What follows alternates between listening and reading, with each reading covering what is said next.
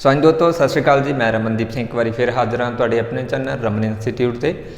सो अज की इस क्लास के आप डिस्कस करांगे जी एंसेंट हिस्टरी का थर्ड चैप्टर, जिस दे आप पढ़ांगे उत्तर वैदिक काल। इस तो पहले अपने दो चैप्टर कंप्लीट हो चुके हैं। एक दे आप डिस्कस किया सिंध घाटी की सभ्यता जो साडे भारत की पहली सभ्यता सी। दूसरे दे विच सिंध घाटी की सभ्यता तो बाद भारत दे विच जिहड़ा समा शुरू हुंदा है जिसनूं आपां ऋग्वैदिक काल कह दिंदे हां, उसके बारे डिस्कस किया। तीसरी पीढ़ी यानी तीसरी क्लास दे विच आपां डिस्कस करांगे ऋग्वैदिक काल तो बाद दा समा, जिस दे विच काफ़ी सारियां जिहड़ियां नवीं चीज़ां ते कई सारे जिहड़े सानूं मतलब ग्रंथ देखण नूं मिलदे ने जिन्हां तो सानूं उस समय की जिहड़ी जानकारी है वो मिलती हैगी। ठीक है, सो सारियां ही क्लासिस जिहड़ियां तुहानूं मैं यूट्यूब के उपर प्रोवाइड करांगा लगभग सारे एग्जामां दे लई। इस तो इलावा तुसीं जेकर किसी नॉर्मल क्लास का एग्जाम भी देण जा रहे हो यानी कि जिवें ग्रैजुएशन हो गया, +2 हो गया, तो उन्हां दे विच भी तुहानूं ये क्लासिस जिहड़ियां ने वो हैल्पफुल रहणगीਆਂ। ओके, सो अज आप डिस्कस करांगे जी ऋग्वेद काल तो बाद का दूसरा समा जिसनों कि आप उत्तर वैदिक काल कह दें हाँ। उत्तर वैदिक काल, लेटर वैदिक पीरियड। ओके, इन्हां सारियां क्लासां दी थ्योरी MCQ ਅਤੇ होर काफ़ी सारा मैटर जो आप ऐप के उपर अपलोड किया होया उत्थों जाके तुसीं जिहड़ा है देख सकते हैगे होंगे। जेकर होर भी ज़्यादा डिटेल दे विच जाना चाहुंदे बट नॉर्मली जेकर तुसीं समझना चाहुंदे टॉपिक दे विच तुहानूं इह काफ़ी हैल्पफुल रहूगा, बेस जिहा तैयार करने दे विच तुहाडे लई हैल्पफुल रहेगा। ठीक है, उत्तर वैदिक काल या लेटर वैदिक काल की है जी साडे एंसेंट हिस्टरी का तीसरा पीरियड कहाउंदा है जो कि ऋग्वैदिक काल तो बाद शुरू हुंदा हैगा। ठीक है, जिहड़ा ऋग्वैदिक काल का समा रहिंदा सीगा वो तकरीबन जिहड़ा हैगा 1000 ईस्वी तक रहिंदा हैगा, 1500 तो लैके। ठीक है, जो कि आप पढ़िया सी उस दे विच। सो इस तो बाद दा जिहड़ा समा शुरू हुंदा हैगा जिसनूं कि आप ऋग्वैदिक काल तो बाद दा समा कहने आ। उत्तर वैदिक काल दा समा वो है 1000 तो लैके 600 ईस्वी पूर्व। ऋग्वैदिक काल का समा सीगा जी 1500 तो लैके 1000 तक का, हुण है 1000 तो लैके 600 ईस्वी पूर्व का। इस पीरियड दे विच काफ़ी सारे जिहड़े धार्मिक ग्रंथ देखण नूं मिलदे हैगे आ। इस पीरियड दे विच वैदिक पीरियड दे नालों काफ़ी सारियां जिहड़ियां नवीं चीज़ां यानी कि जाति प्रथा, कुछ नवे देवते अते कुछ राजे नूं लैके ते कुछ नवें जिहड़े अधिकारी ने वो इस समय दे विच आ जांदे हैगे नेगे, जो कि साडे एग्जाम के पक्ष तो सानूं बहुत ज़्यादा जिहड़ा वो हैल्पफुल रहणगे। ओके, हाँ जी, ऋग्वैदिक काल जिहड़ा हैगा 1000 तो लैके 600 ईस्वी पूर्व तक का समा हैगा। ते इस समय नूं जानन दे लई साडे कोले सब तो वड्डा स्रोत जिहड़ा है वो हैगे जी इस समय दे विच लिखे गए धार्मिक ग्रंथ। ठीक है, जिहड़े कि साडे लई सब तो इंपॉर्टेंट रोल अदा करदे हैगे। उत्तर वैदिक काल दे जिहड़े स्रोतां ने जिन्हां तो सानूं ये सारी जानकारी मिलदी है जी, उन्हां दे बारे आपां डिस्कस करांगे कि कित्थों कित्थों सानूं ऋग्वैदिक पीरियड दे जिहड़े है स्रोतां का पता लगता है, मतलब की कुछ इस रहा हैगा। ओके, दूसरे दे विच आपां गल करांगे कि जिहड़ा इत्थों दा समाजिक आर्थिक ते धार्मिक जिहड़ा है जीवन है वो किस तरह का हो गया सी, वो आपां दूसरे पार्ट कर लवांगे, जां इस दे विच हो सकिया तो इस भी कर लवांगे। ओके, हाँ जी, इस समय दे विच आपां गल करके स्रोतां नूं लैके तां प्रमुख तौर के उपर सानूं साहित्य ही एक वड्डा योगदान दिंदा हैगा। जेकर असीं इस समय दे विच इस समय नूं जानन दी गल करिए तां कोई इमारत वगैरह जो बहुत घट देखने को मिलती है, बट साहित्य बहुत ज़्यादा बड़ा योगदान पाता है।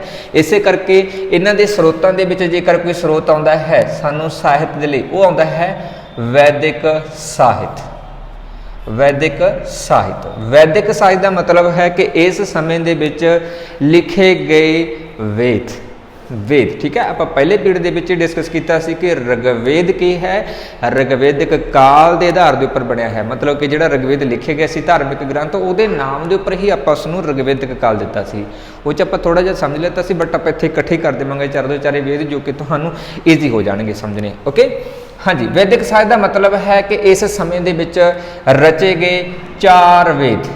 इस समय दे विच रचे गए 4 वेद, इन्हां नूं ही वैदिक साहित्य दे विच जिहड़ा ऐड कीता जांदा। इस तों इलावा होर भी काफ़ी सारे धार्मिक हैगे ग्रंथ, बट ये प्रमुख योगदान अदा करते हैगे नेगे। वैदिक साहित्य दे विच आपां गल करदे हां 4 वेदां तो। 4 वेदां दे विच वेद शब्द आउंदा है। वेद शब्द का अर्थ है जी ज्ञान। वेद शब्द का अर्थ है ज्ञान। संख्या दे विच 4 ने, वेद का मीनिंग बनता है ज्ञान, मतलब कि किसी तरह के ज्ञान का जिक्र जोड़ा है वो इस किया गया हैगा। ओके, वेद गिनती दे विच 4 हैगे ने। ये जिहड़े वेद हैगे ने जी इन्हां नूं संस्कृत का जन्मदाता ਜਾਂ ਜਨਨੀ ਕਿਹਾ ਜਾਂਦਾ ਹੈ। ठीक है, संस्कृत ਦਾ जननी कहा जाता है। ठीक है, क्योंकि संस्कृत भाषा जेकर डेवलप होंदी है तो इन चारों वेदां तो होंदी है, क्योंकि चारों के चारे जिहड़े वेद ने ये संस्कृत भाषा दे विच है, मूल रूप दे विच। ठीक है, ये सब तो प्रमुख स्रोत है जितों सानूं पता लगता है कि संस्कृत भाषा जिहड़ी वो इस समय दे विच बहुत ज़्यादा प्रचलित सी, सब तो पवित्र भी जिहड़ी है वो मन्नी जाती सीगी। ठीक है, जिथे ये संस्कृत की जन्मदाती है उत्थे ही कहंदे मतलब कि यह हिंदू समाज के जननी के रूप दे विच भी जानिया जाता है। ठीक है, जानी कि हिंदू समाज की जान ते आत्मा के नाम नाल भी इसनूं जानिया जाता है। हिंदू समाज दे जान अते आत्मा ये भी इसे नूं कहा जाता है, क्योंकि ज़्यादातर हिंदू फैमिलीज़ जिहड़ियां ने वो इन्हां वेदां नूं ही मानदियां ने, इस करके एक प्रमुख स्रोत मन्निया जाता है। इन्हां चारां ग्रंथां की ਜਿਹੜੀ रचना है वो ਵੱਖਰੇ ਵੱਖਰੇ समय के उपर की गई हैगी। तकरीबन जे आपां समय की गल करिए तो 1200 तो लेके 600 ईस्वी पूर्व तक का समा जिहड़ा है। ठीक है, 1200 तो लेके 1200 ईस्वी पूर्व तो लेके 600 ईस्वी पूर्व का समा मन्निया गया है, जिहदे विच ये वेदां की रचना हुई हैगी। टोटल ये 4 वेद ने गे। सीरियल वाइज करना ही पुछ लेंदे है, अगे डीपली पुछ लेंदे हुंदे है तो आपां डिस्कस कर लेने हैगे। 4 वेदां का जिक्र करते हैं जी। सो ये 4 वेद ने जी, जिहदे विचों सब तो पहला है ऋग्वेद। ध्यान नाल नोट करना है कि ऋग्वेद ग्रंथ पहला ग्रंथ है, संसार की पहली धार्मिक पुस्तक है, लिखती रूप दे विच है, जिहड़ी ऋग्वेदिक काल दे विच ही लिख लई गई सी, जिहड़ी कि ऋग्वेदिक काल दे विच ही लिख लई गई सी। पर आपां इहनूं इत्थे इकट्ठे कर रहे हैं, उत्थे भी मैं डिस्कस किया होया वैदिक काल दे विच, मैं इत्थे भी तुहानूं दुबारा दस दिंदा। ठीक है, दूसरा वेद है जी साडे कोले सामवेद। दूसरा वेद है जी साडे कोले सामवेद। तीसरा वेद है जी साडे कोले यजुर्वेद। तीसरा वेद है जी साडे कोले यजुर्वेद। चौथा वेद है जी अथर्ववेद। चौथा वेद है अथर्ववेद। टोटल 4 वेद ने, ऋग्वेद, सामवेद, यजुर्वेद, अथर्ववेद। ठीक है, ये सारे तुसीं मतलब सीरियल वाइज करके भी देखने, कई बार उल्ट कर्मा करके पूछ लेंदे हैं, कई बार पहला भी पूछ लेंदे, मतलब कोई भी सवाल तुहानूं इत्थे ना मतलब हो सकता है, तो इस करके तुसीं ध्यान रखना इस चीज़ का।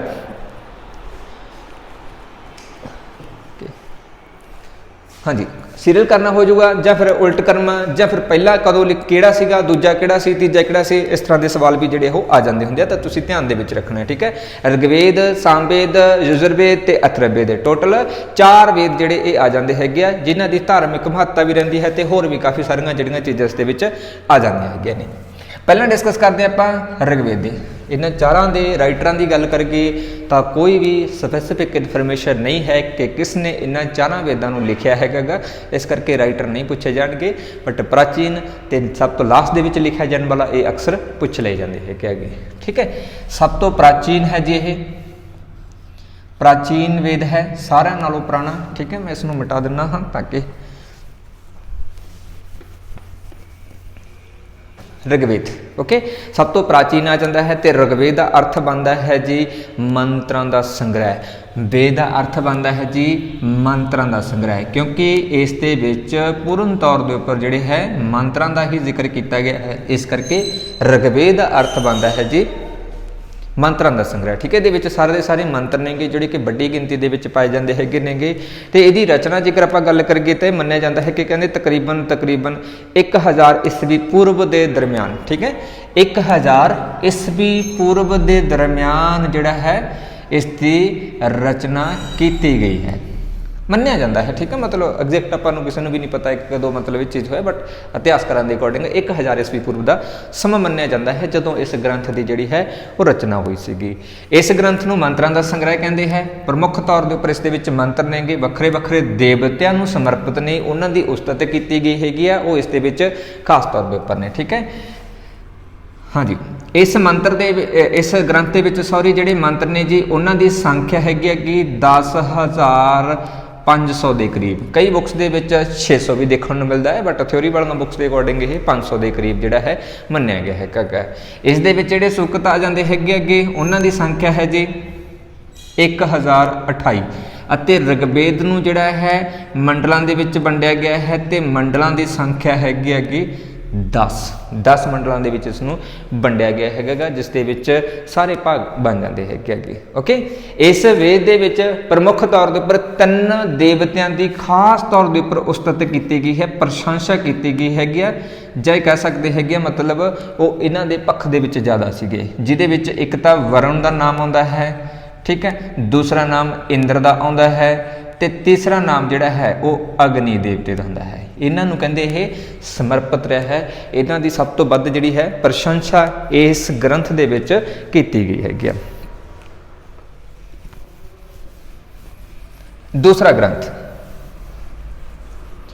ਗ੍ਰੰਥ ਹੈ ਜੀ ਸਾਡੇ ਕੋਲੇ ਸਾਮਵੇਦ। ਦੂਸਰਾ ਗ੍ਰੰਥ ਹੈ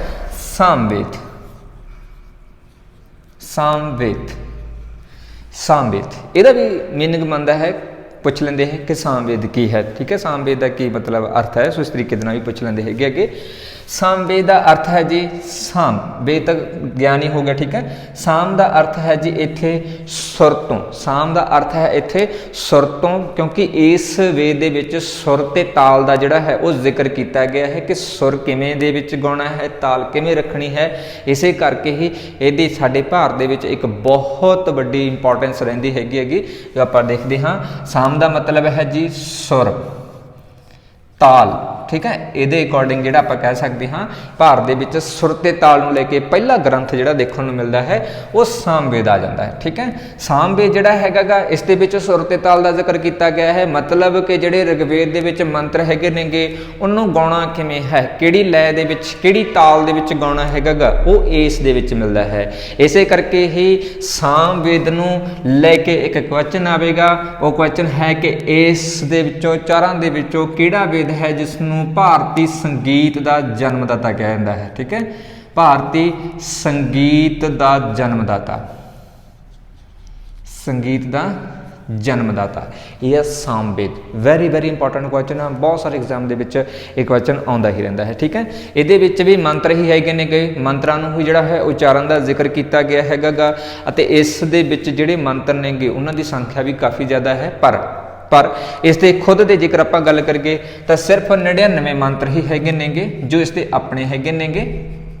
99 ਮੰਤਰ ਇਸ ਦੇ ਆਪਣੇ ਜਾਂ ਖੁਦ ਦੇ ਨੇ, ਬਾਕੀ ਦੇ ਜਿਹੜੇ ਮੰਤਰ ਹੈਗੇ ਨੇਗੇ ਉਹ ਇਹਨਾਂ ਨੇ ਰਿਗਵੇਦ ਦੇ ਵਿੱਚੋਂ ਹੀ ਕਾਪੀ ਕੀਤੇ ਨੇ। ਪਰ ਇਸ ਦੇ ਵਿੱਚ ਇਹ ਜ਼ਰੂਰ ਦੱਸਿਆ ਗਿਆ ਹੈ ਕਿ ਇਹਨਾਂ ਦਾ ਜਿਹੜਾ ਉਚਾਰਨ ਹੈ ਲੈਅ ਦੇ ਵਿੱਚ ਕਿਵੇਂ ਮਤਲਬ ਇਸ ਨੂੰ ਕਰਨਾ ਹੈ ਉਸ ਦਾ ਜਿਹੜਾ ਜ਼ਿਕਰ ਹੈ ਉਹ ਸਪੈਸੀਫਿਕ ਇਸ ਦੇ ਵਿੱਚ ਮੈਂਸ਼ਨ ਕੀਤਾ ਗਿਆ ਹੈ, ਠੀਕ ਹੈ।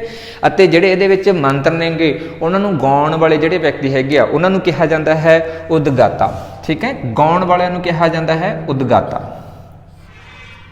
ਇਹਦੇ ਮੰਤਰਾਂ ਨੂੰ ਗਾਉਣ ਵਾਲਿਆਂ ਨੂੰ ਕਿਹਾ ਜਾਂਦਾ ਹੈ ਉਦਗਾਤਾ। ਉਦਗਾਤਾ ਕਿਸ ਨੂੰ ਕਿਹਾ ਜਾਂਦਾ ਹੈ ਜੀ? ਜਿਹੜੇ ਕਿ ਸਾਮਵੇਦ ਦੇ ਵਿਚਲੇ ਮੰਤਰਾਂ ਦਾ ਉਚਾਰਨ ਕਰਦੇ ਹੈ, ਗਾਉਂਦੇ ਹੈਗੇ, ਸੋ ਉਸ ਦਾ ਜਿਹੜਾ ਜ਼ਿਕਰ ਹੈ ਉਹ ਇਸ ਗ੍ਰੰਥ ਦੇ ਵਿੱਚ ਜਿਹੜਾ ਹੈ ਉਹ ਕੀਤਾ ਗਿਆ ਹੈਗਾ। ਓਕੇ, ਤੀਸਰਾ ਹੈ ਗ੍ਰੰਥ ਆਪਣੇ ਕੋਲੇ ਜੀ ਯਜੁਰਵੇਦ। ਤੀਸਰਾ ਗ੍ਰੰਥ ਹੈ ਸਾਡੇ ਕੋਲੇ ਯਜੁਰਵੇਦ। ਯਜੁਰਵੇਦ ਜਿਹੜਾ ਹੈ ਇਸ ਗ੍ਰੰਥ ਨੂੰ ਵੀ ਆਪਾਂ ਮੀਨਿੰਗ ਕੱਢੀਏ ਤਾਂ ਇਹਦਾ ਅਰਥ ਬਣਦਾ ਹੈ ਜੀ ਇਹ ਗ੍ਰੰਥ ਉਹ ਗ੍ਰੰਥ ਹੈ ਜਿਸ ਦੇ ਵਿੱਚ ਯੱਗਾਂ ਦੇ ਉੱਪਰ ਫੋਕਸ ਕੀਤਾ ਗਿਆ ਹੈ, ਠੀਕ ਹੈ। ਯੱਗਾਂ ਦੇ ਉੱਪਰ ਫੋਕਸ ਕੀਤਾ ਗਿਆ ਹੈ, ਯਾਨੀ ਕਿ ਯੱਗਾਂ ਦੇ ਸਮੇਂ ਦੇ ਵਿੱਚ ਜਿਹੜੇ ਮੰਤਰਾਂ ਦਾ ਉਚਾਰਨ ਕੀਤਾ ਜਾਂਦਾ ਹੈ ਉਹ ਹੈਗਾ ਯੁਜਰ ਯੱਗ, ਇੱਦਾਂ ਵੀ ਜੋੜ ਸਕਦੇ ਹੋ। ਯੁਜਰ ਯੱਗ ਜਿਹੜਾ ਹੈ ਉਸ ਦੇ ਨਾਲ ਸੰਬੰਧਿਤ ਹੈਗਾ। ਯੁਜਰਵੇਦ ਖਾਸ ਤੌਰ ਦੇ ਉੱਪਰ ਯੱਗਾਂ ਦੇ ਵਿੱਚ ਜਾਂ ਯੱਗ ਦੇ ਵਿੱਚ ਗਾਏ ਜਾਣ ਵਾਲੇ ਮੰਤਰਾਂ ਦਾ ਸੰਗ੍ਰਹਿ ਹੈ, ਮੰਤਰਾਂ ਦਾ ਸੰਗ੍ਰਹਿ ਹੈ। ਓਕੇ, ਇਸ ਦੇ ਵਿੱਚ ਯੱਗ ਅਤੇ ਬਲੀ ਇਹਦੇ ਬਾਰੇ ਵੀ ਦੱਸਿਆ ਗਿਆ ਹੈਗਾ, ਠੀਕ ਹੈ। ਇਸ ਵੇਦ ਦੇ ਵਿੱਚ ਯੱਗ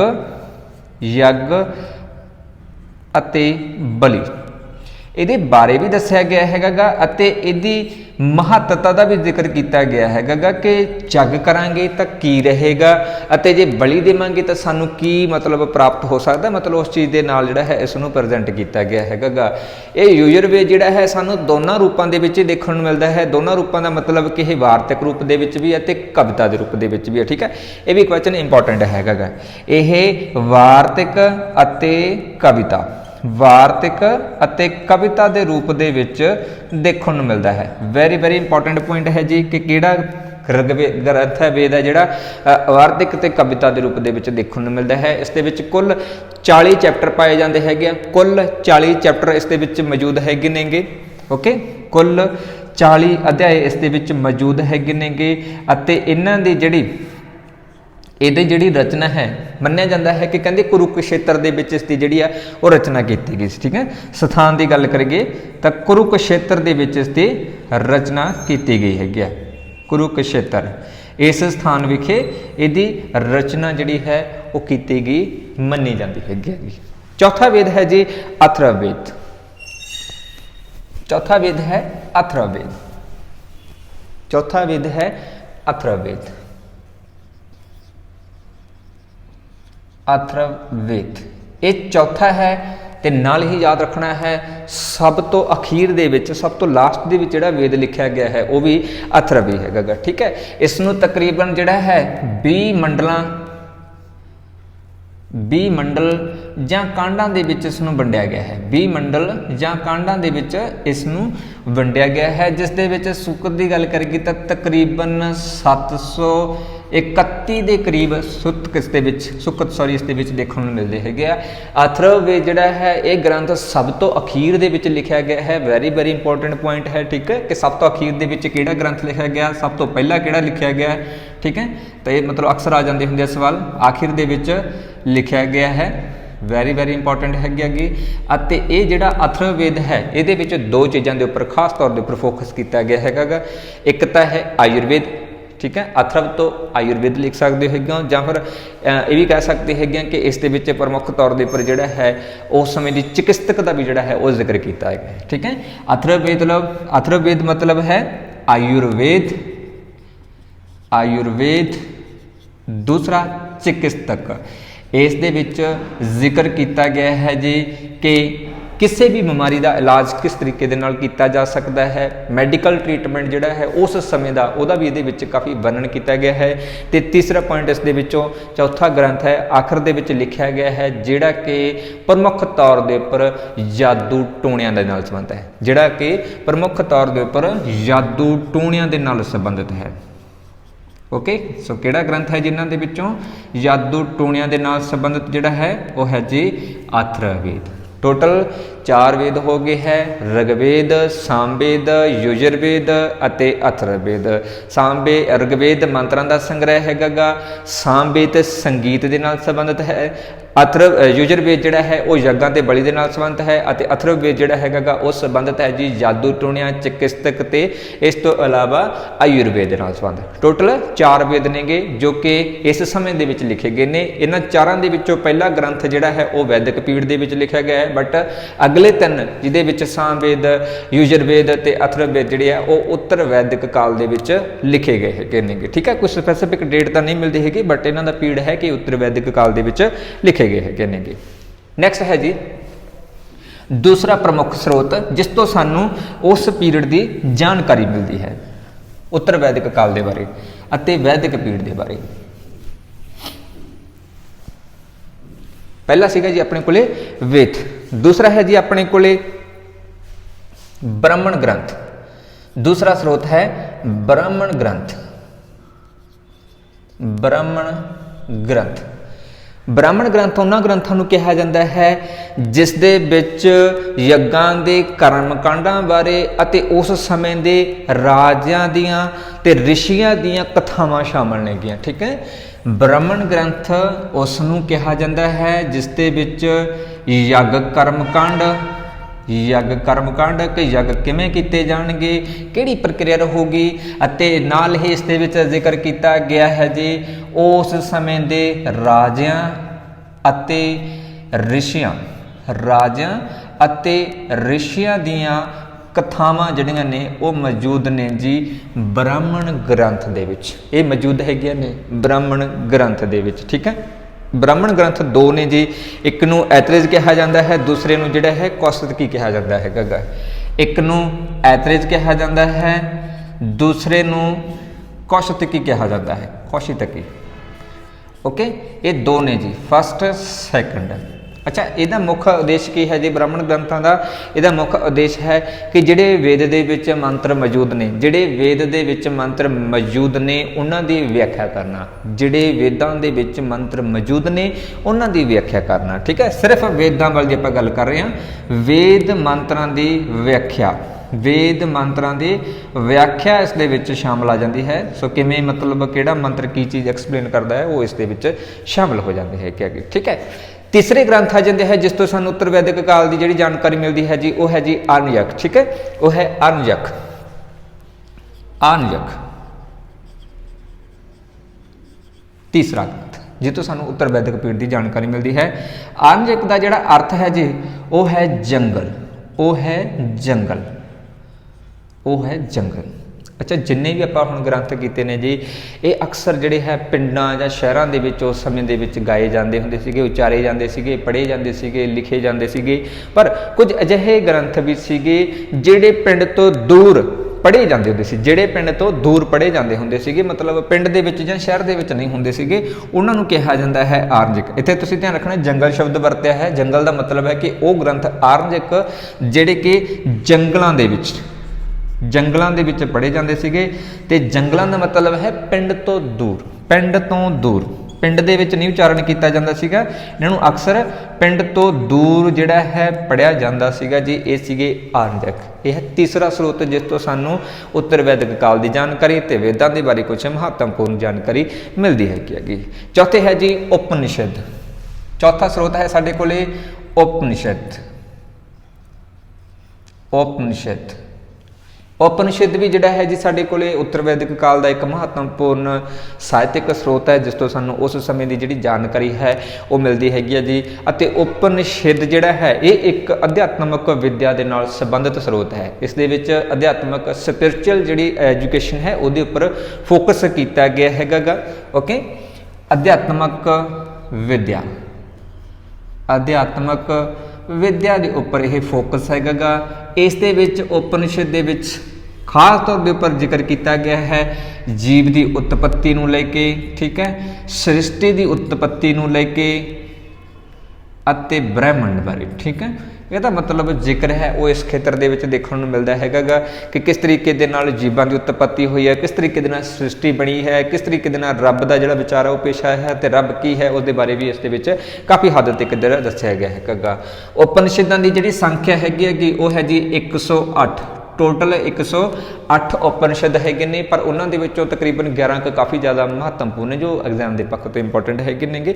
ਪਰ ਜ਼ਿਆਦਾਤਰ ਸੰਖਿਆ ਪੁੱਛਦੇ ਹੁੰਦੇ ਹੈ ਕਿ ਉਪਨਿਸ਼ਦਾਂ ਦੀ ਸੰਖਿਆ ਕਿੰਨੀ ਹੈ, ਤਾਂ 108 ਦੇ ਕਰੀਬ ਹੈ ਜੋ ਉੱਤਰ ਵੈਦਿਕ ਕਾਲ ਦੇ ਵਿੱਚ ਲਿਖੇ ਗਏ ਸੀਗੇ, ਜਿਸ ਦੇ ਵਿੱਚ ਜੀਵ, ਸ੍ਰਿਸ਼ਟੀ, ਬ੍ਰਹਿਮੰਡ ਤੇ ਰੱਬ ਦੇ ਬਾਰੇ ਚਰਚਾ ਕੀਤੀ ਗਈ ਹੈ। ਇਹ ਇੱਕ ਅਧਿਆਤਮਕ ਪੁਸਤਕ ਹੈ, ਅਧਿਆਤਮਕ ਸਰੋਤ ਵਾਲਾ ਜਾਂ ਕਹਿ ਸਕਦੇ ਆ ਸੋਰਸ ਹੈ। ਓਕੇ, ਨੈਕਸਟ ਹੈ ਜੀ ਅੱਗੇ ਪੰਜਵਾਂ ਸੂਤਰ ਗ੍ਰੰਥ। ਪੰਜਵਾਂ ਹੈ ਸੂਤਰ ਗ੍ਰੰਥ।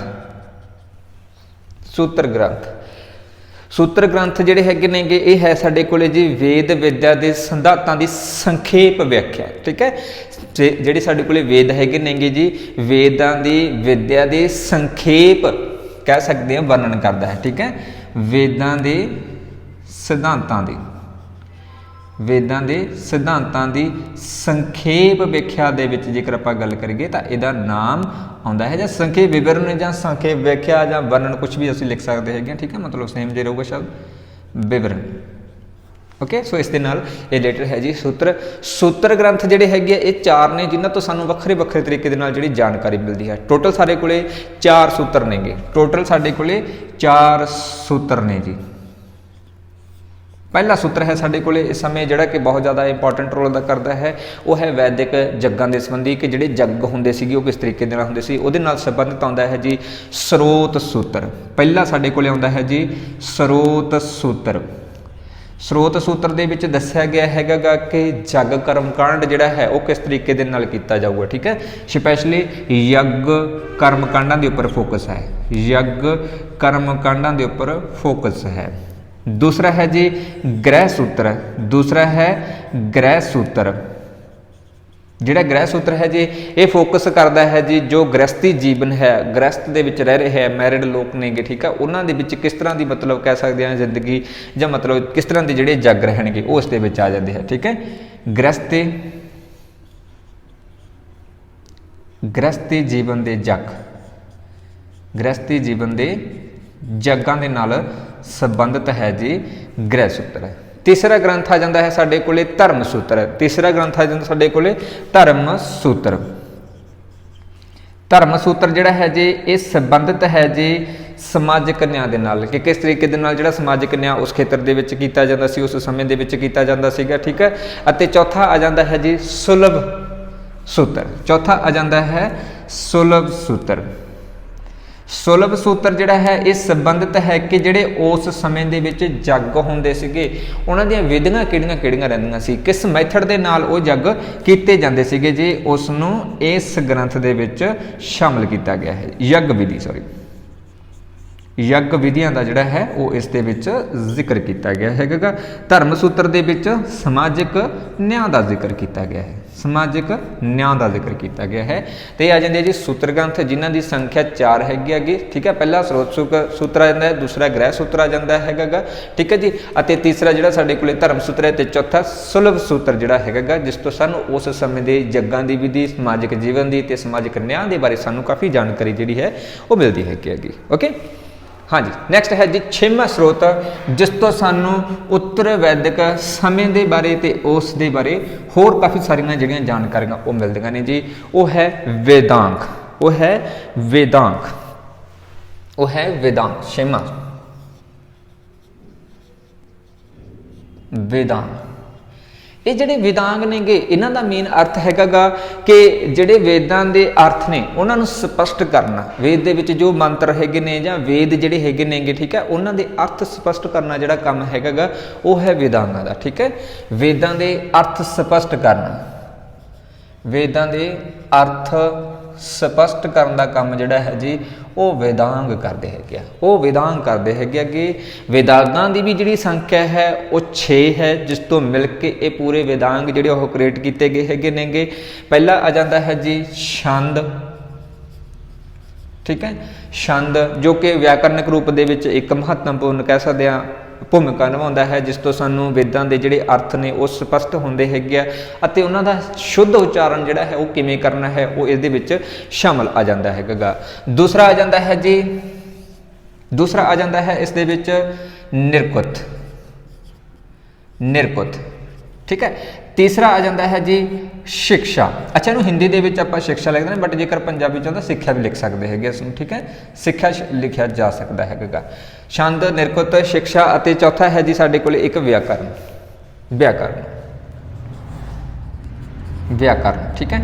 याद रखना है जी कि जिहड़े ये 4 दे 4 वेदांग ने इन्हां दा मुख काम है जिहड़े वेदां दे अर्थ नेगे, ठीक है, वेदां दे अर्थ स्पष्ट करने, वेद अर्थ स्पष्ट करने ते दूसरा शुद्ध उच्चारण, दूसरा शुद्ध उच्चारण जिहड़ा है वो इन्हां दा मुख काम है, इन्हां 6 वेदांगां दा, ठीक है। 4 दा सॉरी 2 इस दे विच रह जांदे है, एक दा नाम है कल्प ते दूसरे दा नाम है जी ज्योतिष। पहला है कल्प, दूसरा है ज्योतिष, ज्योतिष, ओके।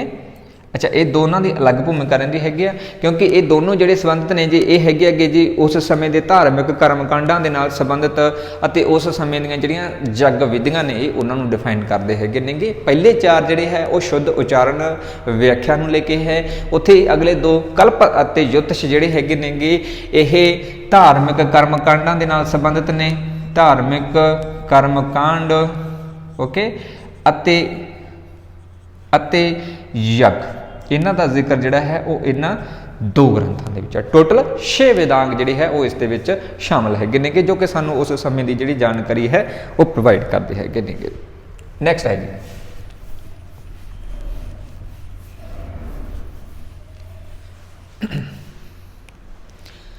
अगले स्रोत है जी साडे कोले दर्शन शास्त्र। 7वां स्रोत साडे कोले है दर्शन शास्त्र। ਦਰਸ਼ਨ ਸ਼ਾਸਤਰ ਜਿਹੜੇ ਹੈਗੇ ਇਹ ਵੀ 6 ਨੇਗੇ, ਤਕਰੀਬਨ ਸੰਖਿਆ ਦੇ ਵਿੱਚ 6 ਹੀ ਹੈਗੇ ਨੇਗੇ। ਇਸ ਦੇ ਵਿੱਚ ਉਸ ਸਮੇਂ ਦੇ ਵੱਖਰੀਆਂ ਵੱਖਰੀਆਂ ਜਿਹੜੀਆਂ ਫਿਲਾਸਫੀਆਂ ਰਹੀਆਂ ਨੇਗੀਆਂ, ਜਿਹੜਾ ਦਰਸ਼ਨ ਕਹਿੰਦੇ ਹੈਗੇ ਰਿਹਾ ਹੈਗਾ, ਠੀਕ ਹੈ, ਪ੍ਰਸਿੱਧ ਵਿਅਕਤੀ ਜਿਹੜੇ ਹੈ ਉਹਨਾਂ ਦੇ ਕੁਝ ਧਾਰਮਿਕ ਜਾਂ ਉਸ ਸਮੇਂ ਫਿਲਾਸਫੀ ਦੇ ਨਾਲ ਰਿਲੇਟਡ ਜਿਹੜੇ ਗ੍ਰੰਥ ਲਿਖੇ ਗਏ ਸੀਗੇ ਉਹਨਾਂ ਦੇ ਬਾਰੇ ਆ ਜਾਂਦਾ ਹੈ। ਇਸ ਦੇ ਵਿੱਚ 6 ਆਉਂਦੇ ਹੈਗੇ ਟੋਟਲ। ਪਹਿਲਾ ਜਿਹੜਾ ਹੈਗਾ ਉਹ ਸਾਖਸ਼ ਸ਼ਾਸਤਰ ਆ ਜਾਂਦਾ ਹੈ।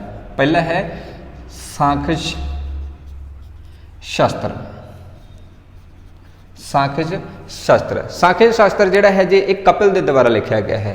ਇਹ ਲਿਖਿਆ ਗਿਆ ਹੈ ਕਪਿਲ ਦੇ ਦੁਆਰਾ।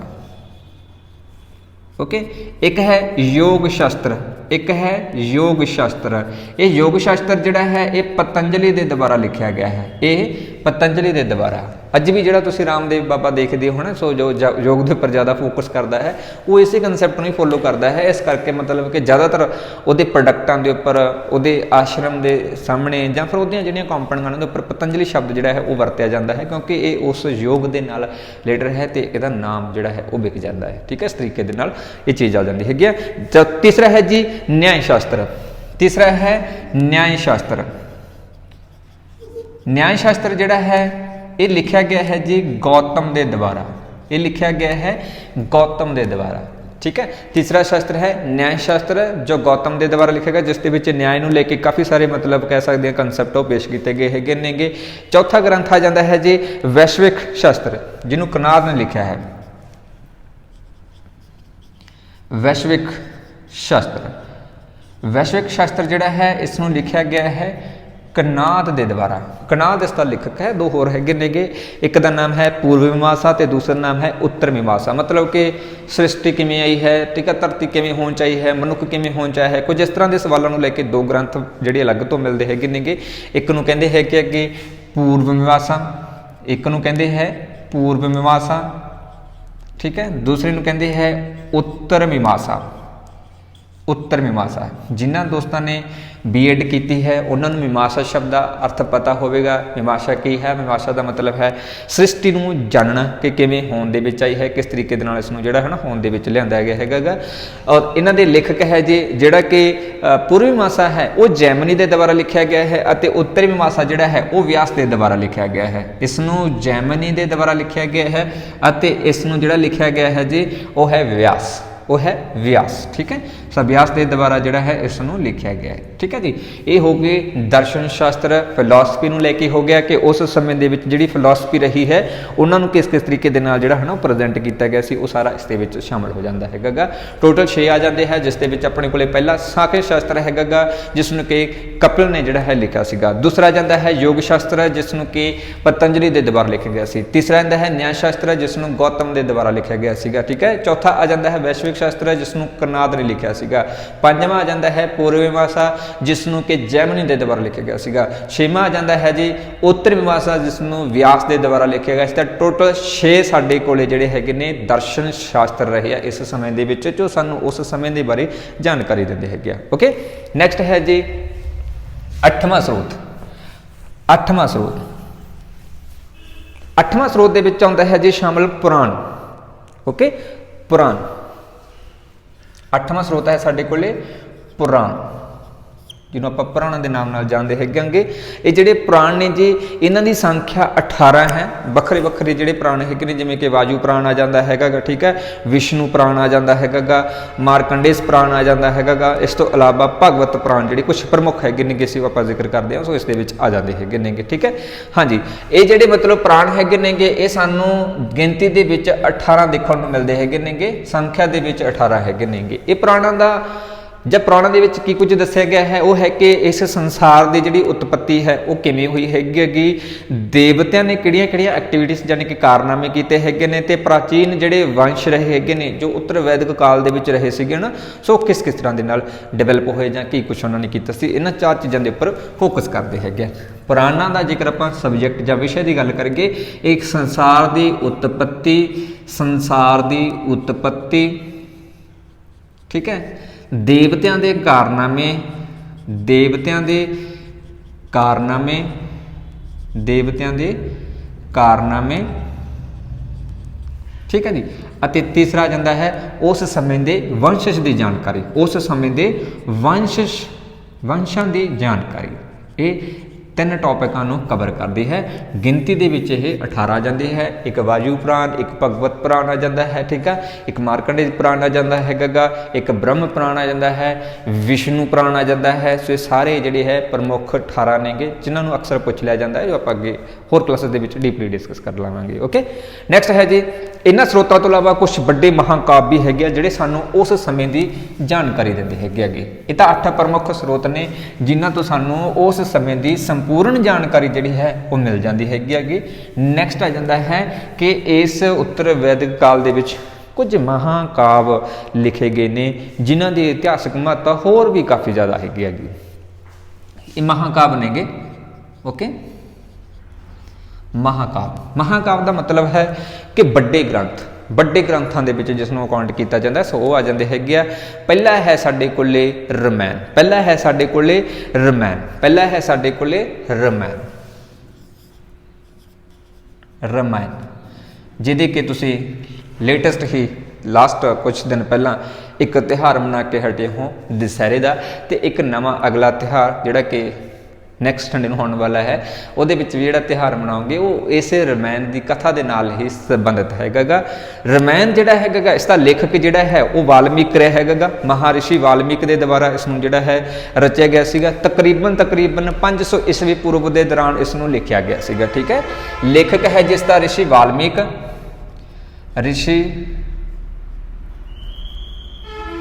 ऋषि वाल्मीकि, ओके, या वाल्मीकि भी कह देंगे कई बार। वाल्मीकि इसका जिहड़ा है लेखक हैगा। अते इस दे विच जेकर आपां गल करिए प्रमुख तौर के उपर, सो यह 2 व्यक्तियों के नाल जिहड़ा है रिलेटेड है जी, वो है राम ते रावण। उहदी स्टोरी नूं इस दे विच एक्सप्लेन किया गया हैगा पूरा दा पूरा, ठीक है। मतलब कि राम ते रावण दे विचकार युद्ध होया, किस तरीके दे नाल होया, की कारण रहा, कौन जित्या, वो सारे रामायण दे विच आ। दिवाली ते दशहरे का त्यौहार वो इस रामायण दे नाल ही जुड़िया होया हैगा, क्योंकि ये विचों सारा कुछ जिहड़ा बयान किया गया हैगा, ठीक है। सो यह जुड़िया होया है राम अते रावण दे युद्ध दे नाल, रावण दे युद्ध दे नाल। इसनूं 500 ईस्वी पूर्व दे विच लिखिया गया है, ठीक है। कुछ कहते हैं 500 ईस्वी पूर्व के लिखा गया, कुछ कहते मतलब कि थोड़ा बहुता जो पेंडिंग रहा है वो कहते 2वीं सदी के लिखा गया है, मानते इतिहासकार, बट ज़्यादातर 500 ईस्वी पूर्व वाला जो टाइम है वो एग्जैक्ट सही रहता है। इस जेकर आप गल करिए पंक्तियां की, तो टोटल पंक्तियां जिहड़ियां इस 48,000 हैगियां नेगियां। टोटल इस पंक्तियां जिहड़ियां नेगियां, पंक्तियां ने जिहड़ियां वो है जी 48,000 के करीब पंक्तियां हैगियां नेगियां। अते इस दे विच श्लोक भी देखने को मिलते हैं अगे, तो श्लोक है जी तकरीबन 24,000 श्लोक है अगे, 24,000 श्लोक है 24,000। तो इस दे विच प्रमुख तौर पर है रामायण असल दे विच राम ते रावण के विचकार एक युद्ध सी, जिस दे विच कह सकते हैं कि राम जेतू रहिंदा है, राम जेतू रहिंदा है, ते रावण जिहड़ा कि लंका का राजा सी वो इस दे विच हार गया सीगा। ओके, लड़ाई शुरू कित्थों हुंदी है जी, कहंदे राम जदों 14 सालों का बनवास कट्टण दे लई गया सी, तां उसे दौरान जिहड़ा रावण हैगा वो सीता माता नूं लै जांदा हैगा। उत्थों ही ये लड़ाई जिहड़ी शुरू हो जाती है, फिर अंत तक सीता नूं छुड़ाउण तक दा जिहड़ा समां बीतदा है वो सारा इस रामायण की स्टोरी दे विच ही बयान किया जाता है, ठीक है। जदों ये जित जाते हैं कि रावण मारिया जाता हैगा, तो इस तो बाद कहते फिर सीता माता की जी अग्नि परीक्षा भी ले गई सी, ताकि कहते पता लग सके कि सीता जी है वो सच्ची है, मतलब किसी तरह का कोई रावण के नाल जिहड़ा है उसका कोई रिलेशन नहीं रहा ना। सो इस चीज़ टैसट करने लिए जिहड़ा है राम ने फिर सीता का जिहड़ा है परीक्षण भी किया, जिन्होंने अग्नि परीक्षा कहा जाता हैगा। इस लड़ाई दे विच राम जेतू रहिंदा है ते रावण हार जाता हैगा। जिस दिन रावण हारदा है, जो लंका का राजा है, उस दिन आपां दशहरे का त्यौहार मनाउने हैगे। अते जिस दिन राम जिहड़ा हैगा बई अपने 14 सालों का बनवास कट के आउंदा हैगा, उस दिन नूं आपां की करदे हैगे दिवाली मनाउने हैगे, ठीक है जी। हाँ जी, नोट कर लियो, जिवें कि दशहरा जिहड़ा है, दशहरे का त्यौहार जिहड़ा है यह रावण की हार के उपर मनाया जाता है, रावण की हार के उपर मनाया जाता है। उत्थे ही दिवाली का जिहड़ा त्यौहार है जी वो मनाया जाता है जी राम दे बनवास कट्टण के कारण करके, ठीक है, बनवास तो वापसी समय, ਦੋ ਤਿਉਹਾਰ ਨੇ। ਤੇ ਜਿਹੜਾ ਆਪਾਂ ਪੰਜਾਬੀ ਦੀਵਾਲੀ ਦਾ ਤਿਉਹਾਰ ਮਨਾਉਣੇ ਹੈਗੇ ਆਂਗੇ, ਇਹ ਸਾਡੇ ਗੁਰੂ ਬੰਦੀ ਛੋੜ ਗੁਰੂ ਰਹੇ ਗੁਰੂ ਹਰਕ੍ਰਿਸ਼ਨ ਜੀ, ਸੋ ਉਹਨਾਂ ਦੀ ਯਾਦ ਦੇ ਵਿੱਚ ਜਿਹੜਾ ਆਪਾਂ ਇਹ ਡੇ ਮਨਾਉਣੇ ਹੈਗੇ ਆਂਗੇ, ਬੰਦੀ ਛੋੜ ਦਿਵਸ। ਇਸ ਕਰਕੇ ਭਾਰਤ ਦੇ ਵਿੱਚ, ਪੰਜਾਬ ਦੇ ਵਿੱਚ ਜਿਹੜੀ ਹੈ ਦੀਵਾਲੀ ਸੈਲੀਬ੍ਰੇਟ ਕੀਤੀ ਜਾਂਦੀ, ਬਟ ਭਾਰਤ ਦੇ ਵਿੱਚ ਜੇਕਰ ਆਪਾਂ ਇਹ ਗੱਲ ਕਰੀਏ ਤਾਂ ਰਾਮ ਨੂੰ ਜਿਹੜੀ ਸਮਰਪਿਤ ਇਹ ਵਾਲੀ ਰਹਿੰਦੀ ਹੈਗੀ। ਓਕੇ, ਦੂਸਰਾ ਗ੍ਰੰਥ ਹੈ ਜੀ ਸਾਡੇ ਕੋਲੇ ਮਹਾਭਾਰਤ। ਠੀਕ ਹੈ, ਦੂਸਰਾ ਗ੍ਰੰਥ ਹੈ ਜੀ ਸਾਡੇ ਕੋਲੇ ਮਹਾਭਾਰਤ। ਇਹ ਵੀ ਮਹਾਕਾਵ ਹੀ ਹੈ। ਠੀਕ ਹੈ, ਮਹਾਕਾਵ, ਮਹਾਭਾਰਤ ਜਿਸ ਨੂੰ ਕਹਿ ਦਿੰਦੇ ਆ। ਦੋਨਾਂ ਦੀ ਸਟੋਰੀ ਜਿਹੜੀ ਹੈ ਡੀਟੀ ਨੈਸ਼ਨਲ ਦੇ ਉੱਪਰ ਸਟਾਰ ਉਤਸਵ ਦੇ ਉੱਪਰ ਚੱਲਦੀ ਰਹੀ ਹੈਗੀ। ਜੇਕਰ ਤੁਸੀਂ ਹੋਰ ਵੀ ਜ਼ਿਆਦਾ ਡਿਟੇਲ 'ਚ ਦੇਖਣਾ ਚਾਹੁੰਦੇ ਹੈਗੇ ਤਾਂ ਮਤਲਬ ਸਟੋਰੀ ਦੇਖ ਸਕਦੇ ਹੈਗੇ ਹੋ, ਜੇਕਰ ਇੰਨਾ ਸਮਾਂ ਹੈ। ਅਗਰ ਜੇ ਆਪਾਂ ਗੱਲ ਕਰਕੇ ਪੁਰਾਣੇ ਵਿਅਕਤੀਆਂ ਦੀ ਜਿਨ੍ਹਾਂ ਨੇ ਸਿਰਫ ਡੀਟੀ ਨੈਸ਼ਨਲ ਚੈਨਲ ਹੀ ਦੇਖਿਆ ਤਾਂ ਉਹਦੇ ਉੱਪਰ ਜ਼ਰੂਰ ਸਾਰਿਆਂ ਨੇ ਇਹ ਸਟੋਰੀਆਂ ਦੇਖੀਆਂ ਹੋਣਗੀਆਂ, ਕਿਉਂਕਿ ਅਕਸਰ ਇੱਕੋ ਚੈਨਲ ਸੀਗਾ ਅਤੇ ਉਹਦੇ ਉੱਪਰ ਜਦੋਂ ਇਹ ਚੱਲਦੀ ਸੀ ਤਾਂ ਜ਼ਰੂਰ ਦੇਖਿਆ ਹੀ ਜਾਂਦਾ ਹੁੰਦਾ ਸੀਗਾ, ਹੈ ਨਾ। ਪਰ ਜੇ ਫਿਰ ਵੀ ਤੁਹਾਨੂੰ ਲੱਗਦਾ ਕਿ ਵੀ ਇੰਨਾ ਹੈ ਤਾਂ ਠੀਕ ਹੈ, ਅਗਰ ਕੋਈ ਹੋਰ ਜ਼ਿਆਦਾ ਲੱਗਦਾ ਤਾਂ ਤੁਸੀਂ ਉੱਥੋਂ ਜਾ ਕੇ ਪੂਰੀ ਸਟੋਰੀ ਜਿਹੜੀ ਉਹ ਦੇਖ ਸਕਦੇ ਹੋ, ਕਿਉਂਕਿ ਆਪਾਂ ਇੱਕ ਕਲਾਸ ਦੇ ਵਿੱਚ ਸਾਰੀ ਸਟੋਰੀ ਐਕਸਪਲੇਨ ਨਹੀਂ ਕਰ ਸਕਦੇ, ਜਿੰਨਾ ਕੁ ਐਗਜ਼ਾਮ ਦੇ ਪੱਖ ਤੋਂ ਇੰਪੋਰਟੈਂਟ ਹੈ ਮੈਨੂੰ ਉਹਨਾਂ ਕੀ ਕੋਸ਼ਿਸ਼ ਰਹਿੰਦੀ ਹੈ, ਕਿਉਂਕਿ ਫਿਰ ਕਲਾਸ ਲੰਬੀ ਹੋ ਜਾਂਦੀ ਹੈਗੀ। ਠੀਕ ਹੈ ਜੀ, ਹਾਂਜੀ। ਮਹਾਭਾਰਤ ਜਿਹੜਾ ਹੈ ਜੀ, ਮਹਾਭਾਰਤ ਜਿਹੜਾ ਹੈ ਇਸ ਦਾ ਜਿਹੜੀ ਰਚਨਾ ਕੀਤੀ ਗਈ ਹੈ, ਰਚਨਾ ਜਿਹੜੀ ਕੀਤੀ ਗਈ ਹੈ, ਲੇਖਕ ਜਿਹੜਾ ਹੈ ਜੀ ਉਹ ਹੈ ਜੀ ਰਿਸ਼ੀ ਵੇਦ ਵਿਆਸ। ਰਿਸ਼ੀ ਵੇਦ ਵਿਆਸ, ਰਿਸ਼ੀ ਵੇਦ ਵਿਆਸ ਜਿਹੜਾ ਹੈ ਉਹ ਇਸ ਦਾ ਲੇਖਕ ਰਹਿੰਦਾ ਹੈਗਾ, ਜਿਸ ਦੇ ਵਿੱਚ ਤਕਰੀਬਨ ਕਹਿੰਦੇ 1 ਲੱਖ ਤੋਂ ਵੀ ਵੱਧ ਸ਼ਲੋਕ ਜਿਹੜੇ ਨੇ ਉਹ ਦਰਜ ਨੇ। 1 ਲੱਖ ਤੋਂ ਵੀ ਵੱਧ ਸ਼ਲੋਕ ਜਿਹੜੇ ਹੈ ਉਹ ਇਸ ਦੇ ਵਿੱਚ ਦਰਜ ਹੈਗੇ ਨੇਗੇ। ਸ਼ਲੋਕ ਹੈਗੇ ਜੀ 1 ਲੱਖ ਤੋਂ ਵੀ ਵੱਧ। ਓਕੇ, ਇਸ ਮਹਾਭਾਰਤ ਨੂੰ 18 ਅਧਿਆਇਆਂ ਦੇ ਵਿੱਚ ਵੰਡਿਆ ਗਿਆ ਹੈਗਾ। 18 ਅਧਿਆਇਆਂ ਦੇ ਵਿੱਚ ਇਸ ਨੂੰ ਵੰਡਿਆ ਗਿਆ ਹੈਗਾ। ਅਤੇ ਮਹਾਭਾਰਤ ਜਿਹੜੀ ਹੈ ਇਹ ਕੌਰਵਾਂ ਤੇ ਪਾਂਡਵਾਂ ਦੇ ਵਿਚਕਾਰ ਦੀ ਲੜਾਈ ਸੀਗੀ। ਕੌਰਵਾਂ ਅਤੇ ਪਾਂਡਵਾਂ, ਓਕੇ, ਕੌਰਵਾਂ ਤੇ ਪਾਂਡਵਾਂ ਦੇ ਵਿਚਕਾਰ ਦੀ ਇਹ ਲੜਾਈ ਸੀਗੀ, ਜਿਸ ਦੇ ਵਿੱਚ ਜੇਤੂ ਜਿਹੜੇ ਹੈ ਉਹ ਪਾਂਡਵ ਰਹਿੰਦੇ ਹੈਗੇ ਆ। ਜਿਸ ਦੇ ਵਿੱਚ ਜੇਤੂ ਜਿਹੜੇ ਹੈ ਉਹ ਪਾਂਡਵ ਰਹਿੰਦੇ ਹੈਗੇ ਆ। ਤੇ ਇਹ ਲੜਾਈ ਵੀ ਕਹਿੰਦੇ ਮਤਲਬ ਇੱਕ ਇਸਤਰੀ ਤੋਂ ਹੀ ਸ਼ੁਰੂ ਹੁੰਦੀ ਹੈਗੀ ਆ ਤੇ ਇਸਤਰੀ ਦੀ ਖਤਮ ਹੋ ਜਾਂਦੀ ਹੈ। ਉੱਥੇ ਰਾਮਾਇਣ ਜਿਹੜੀ ਹੈ ਉਹ ਵੀ ਇਸਤਰੀ ਤੇ ਸ਼ੁਰੂ ਹੁੰਦੀ ਹੈ ਤੇ ਇਸਤਰੀ ਦੀ ਖਤਮ ਹੋ ਜਾਂਦੀ ਹੈ। ਦੋਨੋਂ ਹੀ ਲੜਾਈਆਂ ਇਸਤਰੀ ਦੀਆਂ ਹੀ ਸ਼ੁਰੂ ਕੀਤੀਆਂ ਗਈਆਂ ਸੀਗੀਆਂ। ਹਾਲਾਂਕਿ ਇਸਤਰੀ ਸ਼ੁਰੂ ਨਹੀਂ ਕਰਦੀ ਸੀਗੀ, ਬਟ ਜੋ ਇਹਨਾਂ ਦੇ ਪਾਤਰ ਰਹੇ ਆ ਉਹਨਾਂ ਦਾ ਇੱਕ ਕਹਿ ਸਕਦੇ ਆ ਯੋਗਦਾਨ ਰਿਹਾ ਹੈ, ਜਿਨ੍ਹਾਂ ਨੇ ਇੱਕ ਇਸਤਰੀ ਦੇ ਉੱਪਰ ਹੀ ਸਾਰੀ ਮਤਲਬ ਇਹ ਆਪਣੀ ਕਥਾ ਉਹ ਆਧਾਰਿਤ ਰਹੀ ਹੈ, ਜੇਕਰ ਆਪਾਂ ਇਹਨਾਂ ਲੇਖਕਾਂ ਦੇ ਅਕੋਰਡਿੰਗ ਜਿਹੜਾ ਹੈ ਉਹ ਮੰਨੀਏ। ਪ੍ਰਾਚੀਨ ਗ੍ਰੰਥਾਂ ਦੇ ਵਿੱਚੋਂ ਮਹਾਕਾਵ ਹੈਗੇ ਨੇ, ਪ੍ਰਸਿੱਧ ਗ੍ਰੰਥ ਨੇਗੇ, ਜਿਨ੍ਹਾਂ ਦੀਆਂ ਸਟੋਰੀਆਂ ਅਕਸਰ ਟੀਵੀ ਦੇ ਉੱਪਰ ਜਾਂ ਮਤਲਬ ਮਸ਼ਹੂਰ ਆ ਲੋਕਾਂ ਦੇ ਵਿੱਚ ਚਰਚਿਤ ਹੈਗੀ। ਪਰ ਜੇਕਰ ਆਧਾਰ ਦੀ ਗੱਲ ਕਰੀਏ ਤਾਂ ਆਧਾਰ ਇਸਤਰੀ ਹੀ ਹੈ। ਠੀਕ ਹੈ, ਇਸਤਰੀ ਦੇ ਉੱਪਰ ਹੀ ਇਹ ਦੋਨੋਂ ਸਟੋਰੀਜ਼ ਜਿਹੜੀਆਂ ਨੇ ਉਹ ਫੋਕਸ ਕਰਦੀਆਂ ਹੈਗੀਆਂ ਨੇਗੀਆਂ, ਜੋ ਕਿ ਸਾਡੇ ਮਹਾਕਾਵ ਕਹਾਉਂਦੇ ਹੈਗੇ ਨੇਗੇ। ਅੱਛਾ, ਕਹਿੰਦੇ ਜਿਹੜਾ ਇਹ ਮਤਲਬ ਕਿ ਮਹਾਭਾਰਤ ਹੈ ਇਹ ਸੰਸਾਰ ਦੀ ਸਭ ਤੋਂ ਵੱਡੀ ਕਵਿਤਾ ਮੰਨੀ ਗਈ ਹੈ। ਇਹ ਸੰਸਾਰ ਦੀ ਸਭ ਤੋਂ ਵੱਡੀ ਕਵਿਤਾ ਦੇ ਵਿੱਚ ਮੰਨੀ ਗਈ ਹੈਗੀ। ਸੰਸਾਰ ਦੀ ਸਭ ਤੋਂ ਵੱਡੀ ਕਵਿਤਾ। ਠੀਕ ਹੈ ਜੀ, ਕਿਸ ਨੂੰ ਕਿਹਾ ਗਿਆ ਹੈ? ਮਹਾਭਾਰਤ ਨੂੰ ਕਿਹਾ ਗਿਆ। ਕਿਸ ਨੂੰ ਕਿਹਾ ਗਿਆ ਹੈ? ਮਹਾਭਾਰਤ ਨੂੰ ਕਿਹਾ ਗਿਆ ਹੈਗਾ। ਓਕੇ, ਔਰ ਇਹਦੀ ਜਿਹੜੀ ਰਚਨਾ ਦਾ ਟਾਈਮ ਹੈ, ਰਚਨਾ ਦਾ ਟਾਈਮ ਜਿਹੜਾ ਹੈ ਉਹ 500 ਈਸਵੀ ਪੂਰਵ ਤੋਂ ਲੈ ਕੇ 400 ਈਸਵੀ ਪੂਰਵ ਦੇ ਦੌਰਾਨ ਇਸ ਦੀ ਜਿਹੜੀ ਹੈ ਰਚਨਾ ਹੋਈ ਹੈਗੀ। ਲਿਖ ਦੇਣਾ ਹੈ 500 ਤੋਂ ਲੈ ਕੇ 400 ਈਸਵੀ ਪੂਰਵ ਦਾ ਸਮਾਂ। ਇਸ ਸਮੇਂ ਦੇ ਵਿੱਚ ਜਿਹੜਾ ਹੈ ਇਸ ਗ੍ਰੰਥ ਦੀ ਰਚਨਾ ਕੀਤੀ ਗਈ ਹੈ, ਜੋ ਕਿ ਸਾਡੇ ਭਾਰਤ ਦਾ ਇੱਕ ਪ੍ਰਾਚੀਨ ਗ੍ਰੰਥ ਹੈ ਤੇ ਸਾਡੇ ਭਾਰਤ ਦੇ ਵੱਡੇ ਮਹਾਕਾਵਾਂ ਦੇ ਵਿੱਚ ਇਸ ਨੂੰ ਅਕਾਊਂਟ ਕੀਤਾ ਜਾਂਦਾ ਹੈਗਾ। ਇਸ ਦੇ ਵਿੱਚ ਜੇਤੂ ਜਿਹੜੇ ਹੈ ਉਹ ਪਾਂਡਵ ਰਹਿੰਦੇ ਹੈਗੇ ਆ, ਕੌਰਵ ਜਿਹੜੇ ਆ ਉਹ ਹਾਰ ਜਾਂਦੇ ਹੈਗੇ। ਠੀਕ ਹੈ, ਇਸ ਲੜਾਈ ਦੇ ਵਿੱਚ ਇਹਦੇ ਲੇਖਕ ਬਹੁਤ ਜ਼ਿਆਦਾ ਆਉਂਦੇ ਹੁੰਦੇ ਆ ਕਿ ਰਾਮਾਇਣ ਦਾ ਲੇਖਕ ਕੌਣ ਹੈ, ਮਹਾਭਾਰਤ ਦਾ ਲੇਖਕ ਕੌਣ ਹੈ, ਰਾਮਾਇਣ ਜਿਹੜਾ ਹੈ ਉਹ ਕਿਹਦੇ ਵਿਚਕਾਰ ਹੋਈ ਸੀਗੀ। ਠੀਕ ਹੈ, ਅਤੇ ਮਹਾਭਾਰਤ ਜਿਹੜੀ ਉਹ ਕਿਸ ਦੇ ਵਿਚਕਾਰ ਹੋਈ ਸੀ। ਇਹਨਾਂ ਦੇ ਪਾਤਰਾਂ ਬਾਰੇ ਜੇਕਰ ਆਪਾਂ ਜ਼ਿਕਰ ਦੀ ਗੱਲ ਕਰੀਏ ਤਾਂ ਉਹ ਅਲੱਗ ਤੋਂ ਆਪਾਂ ਕਲਾਸ ਬਣਾ ਲਵਾਂਗੇ, ਜਿਸ ਦੇ ਵਿੱਚ ਇੱਕ ਮਹਾਭਾਰਤ ਦਾ ਕੰਸੈਪਟ ਡਿਸਕਸ ਕਰ ਲਵਾਂਗੇ ਤੇ ਇੱਕ ਦੇ ਵਿੱਚ ਰਾਮਾਇਣ ਜਿਹੜੀ ਉਹ ਡਿਸਕਸ ਕਰ ਲਵਾਂਗੇ, ਕਿਉਂਕਿ ਫਿਰ ਕਲਾਸ ਜਿਹੜੀ ਉਹ ਕਾਫੀ ਲੰਬੀ ਹੋ ਜਾਵੇਗੀ। ਠੀਕ ਹੈ ਜੀ, ਸੋ ਇਹ ਹੋ ਗਿਆ ਆਪਣਾ ਉੱਤਰ ਵੈਦਿਕ ਕਾਲ ਦੇ ਜਿਹੜੇ ਸਰੋਤ ਨੇ, ਜਿੱਥੋਂ ਸਾਨੂੰ ਉਸ ਸਮੇਂ ਦੀ ਜਿਹੜੀ ਜਾਣਕਾਰੀ ਹੈ ਉਹ ਮਿਲਦੀ ਹੈ ਕਿ ਕਿਸ ਤਰੀਕੇ ਦੇ ਨਾਲ ਸਾਨੂੰ ਉੱਥੋਂ ਸਰੋਤ ਮਿਲੇ ਆ, ਜਿਨ੍ਹਾਂ ਤੋਂ ਪੜ੍ਹ ਕੇ ਸਾਨੂੰ ਇਹ ਪਤਾ ਲੱਗਦਾ ਹੈ ਕਿ ਉੱਤਰ ਵੈਦਿਕ ਕਾਲ ਦੇ ਲੋਕ ਕਿਹੋ ਜਿਹੇ ਸੀਗੇ, ਕਿਹੜੇ ਯੁੱਧ ਹੋਏ ਸੀਗੇ, ਕੀ ਉਹਨਾਂ ਦੀ ਭੂਮਿਕਾ ਰਹੀ ਸੀਗੀ, ਉਹ ਆਪਾਂ ਇਸ ਪਾਰਟ ਦੇ ਵਿੱਚ ਕਵਰ ਕਰ ਲਿੱਤਾ ਹੈ। ਨੈਕਸਟ ਪਾਰਟ ਦੇ ਵਿੱਚ ਆਪਾਂ ਡਿਸਕਸ ਕਰਾਂਗੇ ਜੀ ਕਿ ਉੱਤਰ ਵੈਦਿਕ ਕਾਲ ਦੇ ਜਿਹੜੇ ਲੋਕ ਨੇ ਉਹ ਸਮਾਜਿਕ ਰੂਪ ਦੇ ਵਿੱਚ ਕਿਹੋ ਜਿਹੇ ਰਹਿੰਦੇ ਸੀਗੇ, ਆਰਥਿਕ ਰੂਪ ਉਹਨਾਂ ਦਾ ਕਿਹੋ ਜਿਹਾ ਸੀਗਾ, ਧਾਰਮਿਕ ਜੀਵਨ ਜਿਹੜਾ ਉਹ ਕਿਹੋ ਜਿਹਾ ਸੀਗਾ, ਉਹ ਆਪਾਂ ਨੈਕਸਟ ਪਾਰਟ ਦੇ ਵਿੱਚ ਡਿਸਕਸ ਕਰਾਂਗੇ। ਠੀਕ ਹੈ, ਉੱਤਰ ਵੈਦਿਕ ਕਾਲ ਦਾ। ਸੋ ਅਸੀਂ ਆਪਣਾ ਦਾ ਸੈਸ਼ਨ ਉਮੀਦ ਕਰਦਾ ਤੁਹਾਡੇ ਸਾਰੇ ਲਈ ਕਾਫੀ ਹੈਲਪਫੁਲ ਰਿਹਾ ਹੋਊਗਾ। ਇਸ ਤੋਂ ਇਲਾਵਾ ਇਹਨਾਂ ਕਲਾਸਾਂ ਦੀ ਥਿਓਰੀ ਜਿਹੜੀ ਜਿਹੜੀ PDF ਉਸ ਨੂੰ ਡਾਊਨਲੋਡ ਕਰਨ ਦੇ ਲਈ ਤੁਸੀਂ ਐਪ ਡਾਊਨਲੋਡ ਕਰ ਸਕਦੇ ਹੋ ਰਮਨ ਇੰਸਟੀਚਿਊਟ ਦੀ। ਸੋ ਉੱਥੇ ਤੁਹਾਨੂੰ ਜਿਹੜੀ ਹੈ ਇਹ ਥਿਓਰੀਆਂ ਦੀ PDF MCQ ਅਤੇ ਹੋਰ ਕਾਫੀ ਸਾਰਾ ਮੈਟਰ ਜਿਹੜਾ ਹੈ ਉਹ ਪ੍ਰੋਵਾਈਡ ਕੀਤਾ ਜਾਂਦਾ ਹੈ। ਸੋ ਉਮੀਦ ਕਰਦਾ ਸੈਸ਼ਨ ਤੁਹਾਡੇ ਲਈ ਹੈਲਪਫੁਲ ਰਿਹਾ ਹੋਊਗਾ। ਥੈਂਕ ਯੂ ਸੋ ਮਚ ਜੀ। ਸੋ ਨੈਕਸਟ ਮਿਲਦੇ ਹਾਂ ਅਗਲੇ ਪਾਰਟ ਦੇ ਵਿੱਚ।